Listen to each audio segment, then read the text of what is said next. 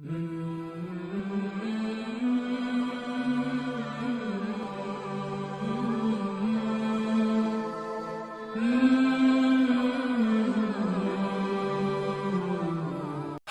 عبد القدوس گنگوہی رحمت اللہ علیہ کا شمار دنیا کے ان خوش نصیب انسانوں میں ہوتا ہے جنہیں بیک وقت کئی شرف حاصل تھے۔ اگر ایک طرف آپ حضرت مخدوم رحمت اللہ علیہ کی نسبت سے پہچانے جاتے ہیں تو دوسری طرف آپ کا سلسلہ نسب حضرت امام ابو حنیفہ رحمت اللہ علیہ سے جا ملتا ہے۔ ماضی بھی درخشاں اور حال و مستقبل بھی روشن۔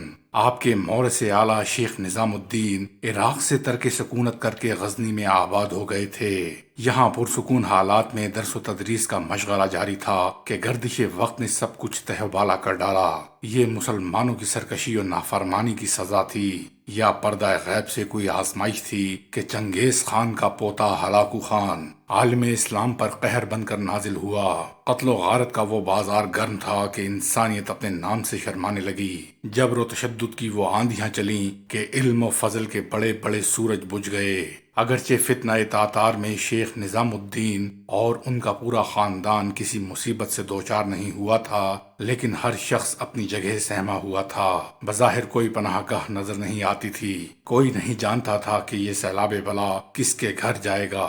آخر ایک دن شیخ نظام الدین کو یہ المناک خبر ملی کہ مشہور بزرگ حضرت فرید الدین عطار رحمت اللہ علیہ بھی شہید کر دیے گئے ہیں۔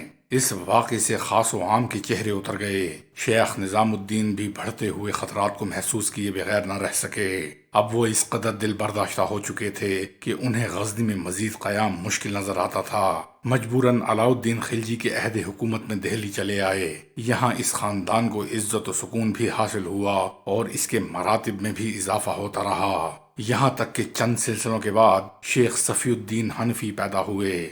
آپ نے جوانی کی منزل تک دہلی میں تعلیم و تربیت حاصل کی اور پھر قصبہ رودولی ضلع بارہ بنکی میں سکونت اختیار کر لی۔ صفی الدین علم ظاہری کی تکمیل کر چکے تھے، مگر آپ کی روحانی تشنگی میں روز بروز اضافہ ہوتا چلا جا رہا تھا۔ شیخ کو برسوں سے کسی مرشد کامل کی تلاش تھی۔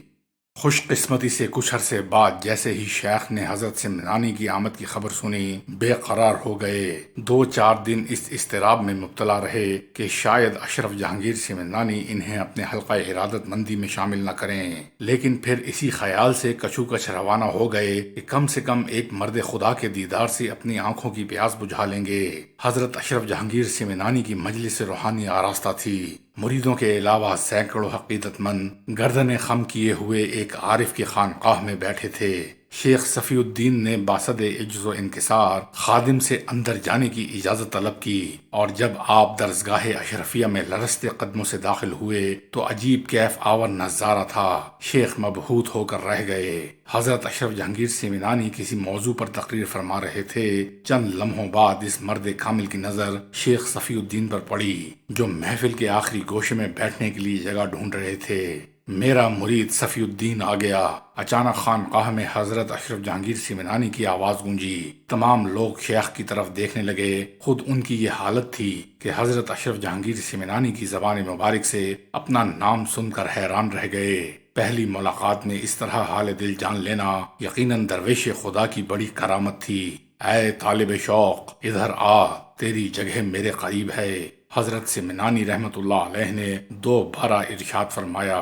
اس کے بعد شیخ کو یقین آ گیا کہ ان کی نظر عقیدت قبول کر لی گئی ہے۔ کانپتے ہوئے جسم کے ساتھ آگے بڑھے اور پھر حضرت اشرف جہانگیر کے قدموں سے لپٹ گئے۔ اے شہنشاہ، یہ غلام اس سرفرازی کے لائق نہ تھا۔ شیخ صفی الدین نے رقت آمیز لہجے میں اپنے دل کا درد بیان کر رہے تھے۔ نہیں صفی الدین، تم امام اعظم کے خاندان میں سے ہو۔ حضرت سمنانی نے شیخ کو تسلی دیتے ہوئے فرمایا، سیدی، میں آپ کے در کا خادم ہوں۔ صفی الدین کے لفظوں کا گداز کچھ اور بڑھ گیا۔ حضرت اشرف جہانگیر سمنانی اس جواب سے بہت خوش ہوئے اور انہیں اٹھا کر اپنے سینے سے لگایا۔ کچھ دیر بعد ظاہری رسم بیعت ادا کی گئی۔ جب شیخ اپنے مرید کے ہاتھ پر ہاتھ رکھ کر عہد کر چکے تو حضرت سمنانی نے ان کے حق میں دعائے خیر فرمائی۔ اللہ صفی الدین اور اس کی اولاد پر اپنا فضل و کرم کی بارش فرمائے۔ عجیب نشاط انگیز لمحات تھے۔ حاضرین کو شیخ صفی الدین کی قسمت پر رشک آ رہا تھا۔ اس عظیم الشان روحانی کامیابی کے بعد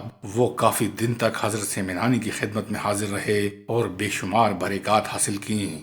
شیخ ایک دن حسب معمول خانقاہ میں گئے۔ آپ کو دیکھتے ہی حضرت سید اشرف جہانگیر سمنانی نے حالت جذب میں فرمایا، صفی الدین، میری آنکھیں جو کچھ دیکھ رہی ہیں، خدا اسے اپنے فضل سے عملی شکل عطا فرمائے۔ پیر و مرشد کے الہامی کلمات سن کر شیخ کی طرح دوسرے مرید بھی حیران ہو رہے تھے۔ میری آنکھیں تجھ پر دولت آسمانی کا نزول دیکھ رہی ہیں۔ حضرت سمنانی نے کسی قدر وقفے کے بعد فرمایا۔ شیخ صفی الدین دستپستہ کھڑے ہو گئے۔ سیدی ہی بہتر جانتے ہیں۔ فرط ادب سے شیخ کی گردن کچھ اور جھک گئی تھی۔ خدا تجھے عنقریب ایسا فرزند عطا کرے گا جو اپنے وقت کا قطب عالم ہوگا۔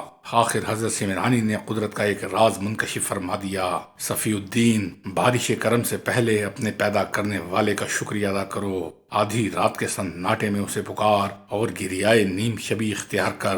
وہ بے نیاز ہے مگر پھر بھی سب کی سنتا ہے۔ تیری بھی سنے گا، اور وہ نہیں سنے گا تو کون سنے گا؟ یہ کہہ کر حضرت سمنانی خاموش ہو گئے۔ مرشد کی دعاؤں کے بعد شیخ کو ایک ناقابل بیان خوشی کا احساس ہو رہا تھا۔ وقت تیزی سے گزرتا رہا مگر صفی الدین اس دولت سے سرفراز نہیں ہوئے جس کی طرف سید اشرف جہانگیر سمنانی نے اشارہ کیا تھا۔ شیخ کبھی کبھی بہت اداس ہو جاتے مگر پھر انہیں پیر و مرشد کے ارشاد گرامی کا خیال آتا تو فوراً توبہ استغفار کرتے۔ گردش ماہ و سال کچھ اور تیز ہو گئی لیکن ابھی فرزند کی آمد کے کوئی آثار نہیں تھے۔ ایک دن بے اختیار ہو کر حضرت سمنانی سے اپنی اس محرومی کا ذکر کیا تو پیر و مرشد نے جواباً فرمایا، صفی الدین صبر کر، وہ علیم بھی ہے اور خبیر بھی۔ بندے کو چاہیے کہ در رحمت پر دستک دیتا رہے، کبھی نہ کبھی دروازہ کھل ہی جائے گا۔ تو اہل یقین میں شامل ہے تو اس کے کرم پر بھی اعتبار کر۔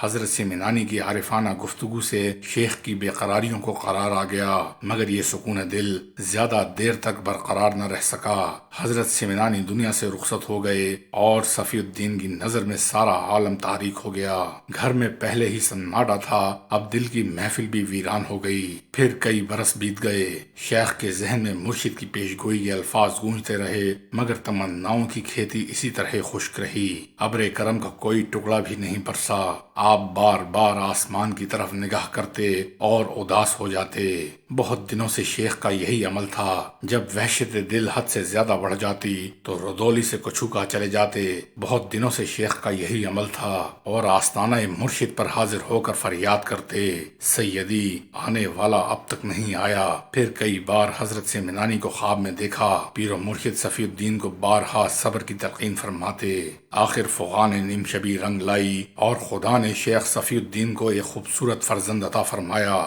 یہ 860 ہجری کا واقعہ ہے جب عبد القدوس گنگوہی رحمت اللہ علیہ عالم امکا میں تشریف لائے۔ کم و بیش 50 سال بعد حضرت سید اشرف جہانگیر سمنانی کی پیش گوئی درست ثابت ہوئی۔ شیخ صفی الدین اولاد کی نعمت سے مالا مال ہوئے مگر یہ ان کے بڑھاپے کا دور تھا۔